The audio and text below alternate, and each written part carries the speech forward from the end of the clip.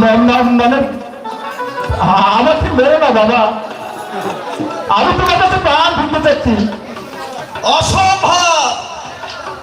একজন নারী নির্যাতন সাজাকারীকে মৃত্যুদণ্ড দেওয়া উচিত। এই আপনার আমি পাওয়া ছেড়ে শপথ করছি,